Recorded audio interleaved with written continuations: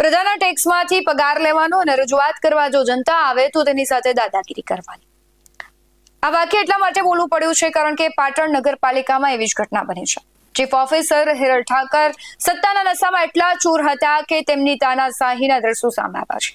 ઉભરાતી ગટરની સમસ્યાને લઈને પહોંચેલા જાગૃત નાગરિક સામે ગેરવર્તન કરી તેમનો મોબાઈલ પછાડીને તોડી નાખવાના ગંભીર આરોપ સાથે પાટણ ડિવિઝન પોલીસ મથકે એફઆઈઆર નોંધાતા સમગ્ર પંથકમાં ચકચાર મચી છે. સાથે જ ધારાસભ્ય પણ હવે મેદાને આવ્યા છે. નમસ્કાર, ગુજરાત BS9 TV ન્યૂઝમાં આપની સાથે હું છું ભગવતી વિશાવડિયા.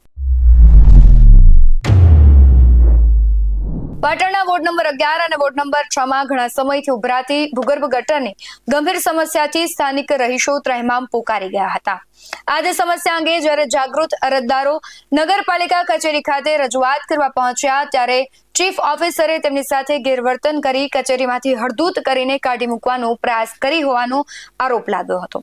રજૂઆત દરમિયાન જ્યારે અરજદારે અધિકારીના આ ઉદ્ધતાઈ ભર્યા વર્તનને પોતાના મોબાઈલ કેમેરામાં વિડીયોગ્રાફી કરવાનું શરૂ કર્યું ત્યારે ચીફ ઓફિસર હિરલ ઠાકર એકાએક ઉશ્કેરાઈ ગયા હતા. આક્ષેપ છે કે તેમણે અરજદારના હાથમાંથી બળજબરીપૂર્વક મોબાઈલ આંચકીને જમીન પર પછાડીને તેનો કચ્ચર ઘાણ વાળી દીધો હતો. અદાના સહિતથી હેતબાઈ ગયેલા જે અરજદારો છે તાત્કાલિક પાટણ ડિવિઝન પોલીસ મથકે પહોંચ્યા હતા, જ્યાં ચીફ ઓફિસર વિરુદ્ધ ગુનો નોંધી આગળની તપાસ હાથ ધરવામાં આવી હતી. પ્રજાના પ્રતિનિધિ તરીકે રજૂઆત કરવા ગયેલા સામાન્ય નાગરિકો સાથે કરાયેલા પ્રકારના અમાનવીય વર્તનને પગલે સ્થાનિક લોકોમાં ભારે આક્રોશ જોવા મળ્યો હતો. તો બીજી તરફ સમગ્ર મામલે પાટણના સ્થાનિક ધારાસભ્યની પણ આકરી પ્રતિક્રિયા સામે આવી છે. તેમણે પ્રજાના હક માટે લડત આપવાની ખાતરી આપી છે. સમગ્ર ઘટનાને લઈને સૌથી પહેલા તો એ વિડીયો જોઈએ, ત્યારબાદ તેમાં આવેલી પ્રતિક્રિયાઓ પર નજર કરીએ.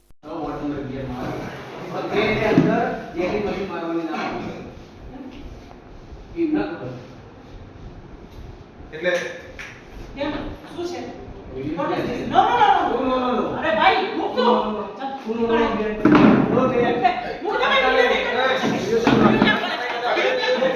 હાથ ના ઉપાડીએ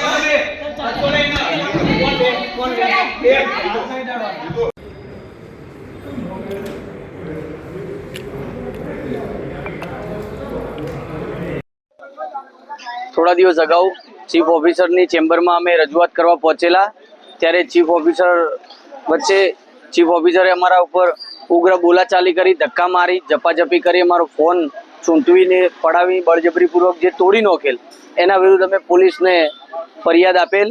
પોલીસ ત્યારબાદ ફરિયાદ લેતી નથી. એના વિરુદ્ધમાં આજરોજ અમારા પાટણ જિલ્લા કોંગ્રેસ, પાટણ શહેર કોંગ્રેસ દ્વારા ધરણા પ્રદર્શનનો કાર્યક્રમ આપેલ. અમારા શહેર કોંગ્રેસ પ્રમુખ દીપકભાઈ, જિલ્લા કોંગ્રેસ પ્રમુખ, તાલુકા કોંગ્રેસ પ્રમુખ તથા સર્વ આગેવાનો ઘટના સ્થળે પોલીસ સ્ટેશન પર પહોંચી જઈ અહીંયા ધરણાનો કાર્યક્રમ કરેલ. ત્યારબાદ પોલીસે ફરિયાદ લઈ ઓનલાઈન કરી અમને કોપી આપેલ છે. પહેલી વાત તો એ ડિવિઝન પોલીસ સ્ટેશનમાં કોઈ ફરિયાદ નથી નોંધાઈ. તમારે ફરિયાદ અને એનસી વચ્ચેનો ભેદ સમજી લેવો પડે. એનસી એટલે હજુ કોર્ટ મંજૂરીને આધીન બાબત છે અને સમગ્ર ઘટનાની વાત હોય તો મેં કોઈ મોબાઈલ ફોન તોડ્યો નથી અને એ બાબતે જો મોબાઈલ ફોન બાબતે જો ખોટી ફરિયાદ આપી હોય મારા વિરુદ્ધમાં, મને હાલ જ જાણકારી મળી છે કે ધરણા ધરી અને પોલીસને પ્રેશરમાં લાવી અને આવી હરકત કરાવવામાં આવી છે, તો એ ખરેખર ખોટી બાબત છે. 18 તારીખે મેડમ શું સમગ્ર ઘટના શું બની હતી આ બાબતને લઈને? 18 તારીખે હું સવારે સંકલનની મિટિંગમાં હતી. પછી સંકલનની મિટિંગમાંથી હું બહાર નીકળી એટલે ગટરના મામલે UGVCL, GUDC અને ચીફ ઓફિસર એમ 3 જણને RSC સાહેબે બોલાવ્યા હતા. એટલે અમે લોકો ત્યાં સાહેબના પાસે ગયા, પણ સાહેબ નીકળવાના હતા એટલે એમને કહ્યું કે આપણે સાંજે 4:30-5 વાગે મળીએ છીએ. મેં સાહેબને જાણ પણ કરી કે સર મારે કારોબારી સમિતિ છે, તો સાહેબે કીધું એ પૂરી થાય પછી આવજો. અને મારે જમવાનું બાકી હતું એટલે જમી અને પછી હું નગરપાલિકાએ આવી તો મારી ચેમ્બરમાં હું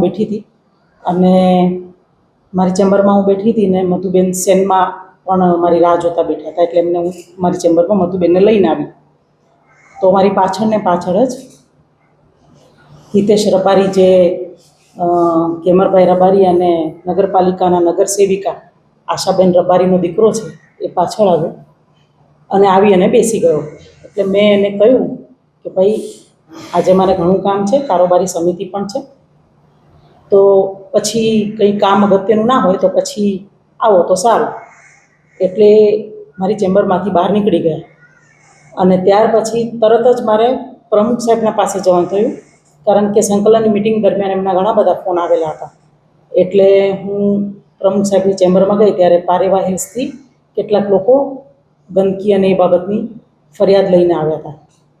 તો એ બધી હું બાબત સાંભળતી હતી. એ દરમિયાનમાં આ હિતેશ રબારી પ્રમુખની ચેમ્બરમાં પણ આવી ગયો અને ત્યાં આ બધું રજૂઆત લોકોની ચાલતી હતી અને હું એનું કોર્ડિનેશન કરતી હતી અમારી નગરપાલિકાના વિવિધ સ્ટાફ અને એજન્સી સાથે. એટલે એને વચ્ચે બોલવાનું ચાલુ કર્યું કે આ GUTC-વાળા જેટિંગ નથી મારી આપતા. અને હું એનો જવાબ આપતી હતી ત્યાં જ મેં જોયું કે એની પાછળ કોઈ ફોનથી રેકોર્ડિંગ કરે છે. એટલે મેં પહેલાં તો રેકોર્ડિંગ બંધ કરવાનું કીધું અને આ બાબત મારો પીછો કરવો, રેકોર્ડિંગ કરવું, મારી ચેમ્બરમાં ઘૂસી આવવું, મારી ચેમ્બરમાં આવી અને રેકોર્ડિંગ કરવું, આ બધી હરકતો તેમની લગભગ 24 જૂનથી ચાલતી આવે છે. 24 જૂને મેં પાટણના ધારાસભ્યશ્રીના સામે કોર્ટની અંદર ક્રિમિનલ ડિફેમેશન દાખલ કરી. ત્યારથી મને પ્રેશરમાં લાવવાના ભાગરૂપે આ બધી હરકતો થતી હતી એ મેં નોટિસ કર્યું.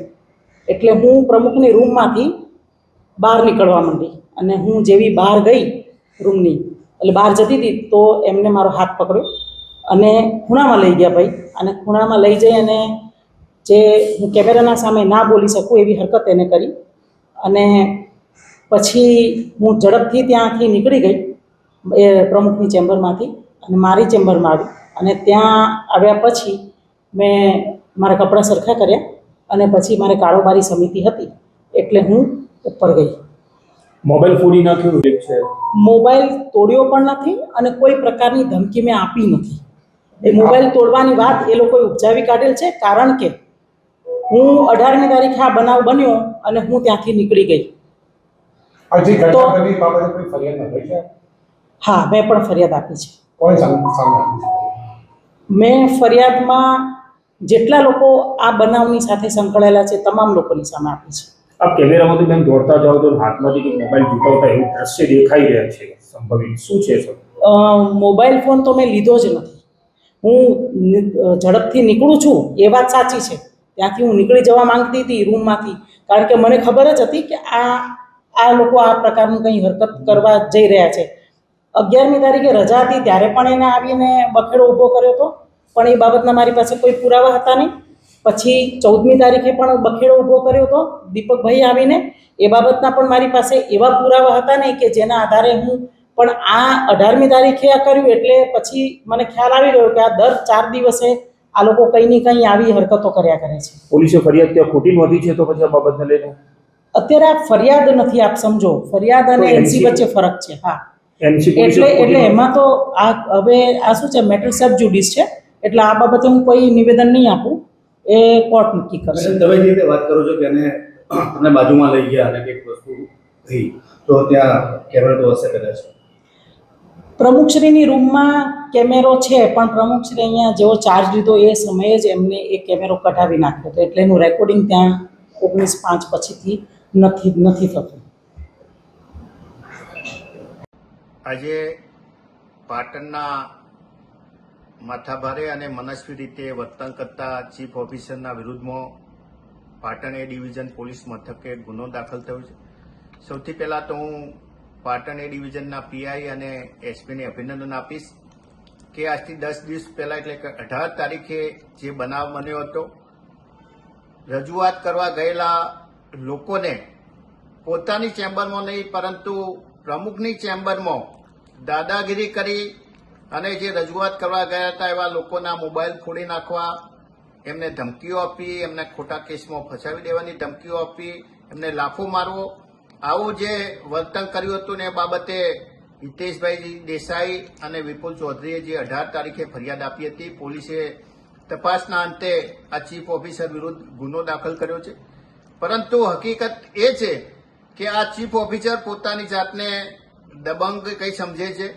એમને માત્ર ફોટા પડાવવામાં સોશિયલ મીડિયાની અંદર જ છે, અને પાટણની અંદર નહીં, એમને અત્યાર સુધી જ્યાં જ્યાં પણ નોકરીઓ કરી છે તો એમનો ભૂતકાળ એ વિવાદિત રહ્યો છે અને હજુ પણ એમને પાટણ નગરપાલિકાની અંદર જે નિર્ણયો લીધા છે કાયદા વિરુદ્ધ જઈ એની 2 કે 3 ગુનાની અંદર પોલીસ તપાસ ચાલી રહી છે અને એની પણ ગુનો નોંધાવી શક્યતા છે.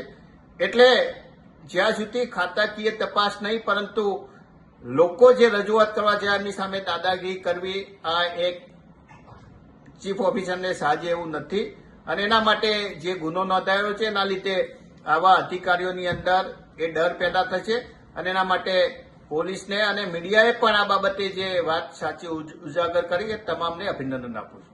સવાલ એ થાય કે જનતાના કામ કરવા માટે બેસેલા સરકારી બાબુઓ કેમ પોતાની જાતને રાજા સમજી બેસે છે? શું પોલીસ આ સરકારી અધિકારી સામે કડક પગલાં ભરશે કે પછી મામલો રફે દફે થઈ જશે? તમારું શું માનવું છે કમેન્ટમાં જરૂરથી જણાવજો. બાકી આવા જ બધો અહેવાલો સાથે ફરી મળતા રહીશું. તમે અમારી યુટ્યુબ ચેનલને સબસ્ક્રાઇબ કરવાનું અને ફેસબુક અને ઇન્સ્ટાગ્રામ પર ફોલો કરવાનું ભૂલશો નહીં.